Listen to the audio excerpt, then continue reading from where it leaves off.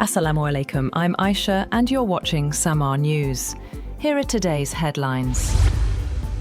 Crowds of Iranians march through the streets of Tehran in a funeral procession for slain leader Ayatollah Ali Khamenei. The biggest day yet in a week of massive memorial ceremonies, demonstrating the grip of surviving clerical leaders. Drone footage on state television showed many tens of thousands of people crammed into a boulevard in central Tehran. As they passed under a bridge, mourners hurled stones at a billboard hung from above, showing US President Donald Trump with a bullet aimed at his head.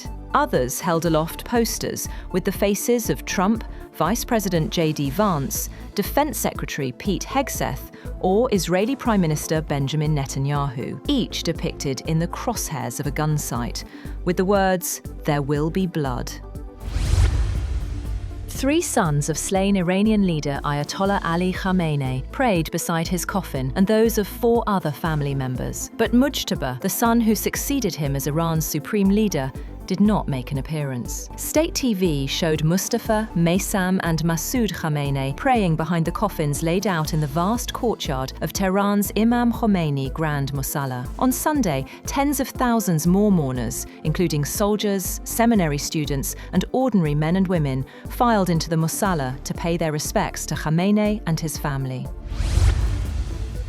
Funeral prayers for Iran's late supreme leader, Ayatollah Ali Khamenei, were held in Tehran on Sunday, with massive crowds gathering as the country entered its second day of nationwide mourning. The prayers, held at the Imam Khomeini Grand Musalla, were also offered for 4 members of Khamenei's family, killed alongside him. Iranian President Masoud Pezeshkian, Parliament Speaker Mohammad Bakir Kalibaf, Foreign Minister Abbas Araghchi and other senior officials attended the ceremony. Iran has declared a public holiday as mourners continue to arrive from across the country. Funeral processions will continue in Tehran and Qom before Khamenei is scheduled to be buried in Mashhad later this week. Heavy security has been deployed around all major funeral venues.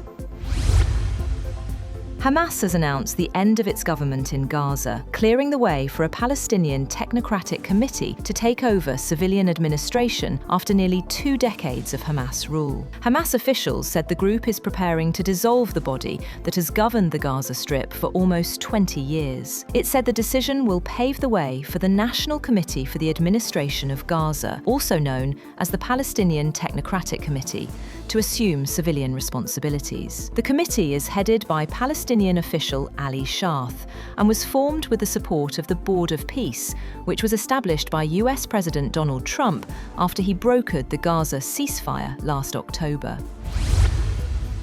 25 people have been killed and about 100 injured in clashes between 2 groups of prisoners at a prison in Sri Lanka. 2 police sources and 1 hospital source told Reuters the clashes began on Sunday between convicted prisoners and those under detention at the prison in the coastal town of Negombo. The trigger for the clashes was not immediately known. Police sources said that areas within the prison were still being cleared, with officials working to account for the dead and the injured.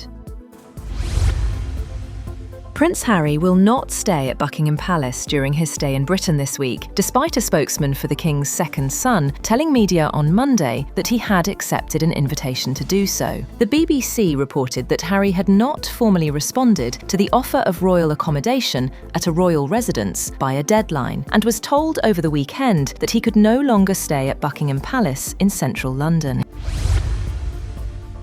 China's military has test-fired a missile from a nuclear submarine into the Pacific, drawing criticism and concerns from Japan, Australia, and New Zealand. State media reported that a nuclear submarine of the People's Liberation Army Navy launched the missile, carrying a dummy warhead toward international waters in the Pacific. The missile landed in designated waters, it added, without giving further details of the location. Xinhua described the launch as a routine arrangement of China's annual military training and said it was not directed against any specific country or target. OPEC Plus has approved another increase in oil production targets from August, adding 188,000 barrels per day as crude prices remain under pressure following the gradual reopening of the Strait of Hormuz. The decision, announced after an online meeting, follows similar output increases in June and July as the producer group continues easing supply restrictions. President Trump claims the United States chose not to target senior Iranian officials gathered at the funeral of former Supreme Leader Ayatollah Ali Khamenei to keep diplomatic negotiations with Tehran alive. In an interview cited by Axios, Trump said the U.S. could have struck Iran's leadership during the funeral, but decided against it because we would have nobody to negotiate with. He also claimed Iran was begging to make a deal following recent military tensions. Trump said both sides agreed to pause nuclear talks for about a week during the funeral period and suggested the public mourning for Khamenei may not reflect genuine public sentiment.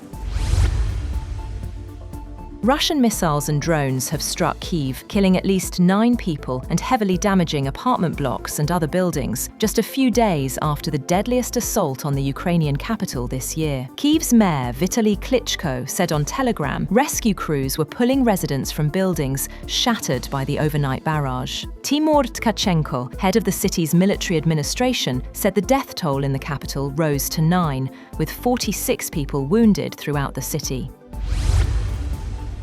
The United States World Cup campaign has taken an extraordinary turn when FIFA made the unprecedented decision to suspend Folarin Balogun's automatic red card ban, clearing the striker to face Belgium in Monday's last 16 clash after US President Donald Trump personally urged FIFA President Gianni Infantino to review the case. The move thrust FIFA's disciplinary process into the global spotlight, prompted an angry response from Belgium, and ensured that one of this tournament's biggest talking points would centre on the relationship between football's governing body and political power. That's all for now. For more updates, visit www.samaa.tv. Thank you for watching Samaa News.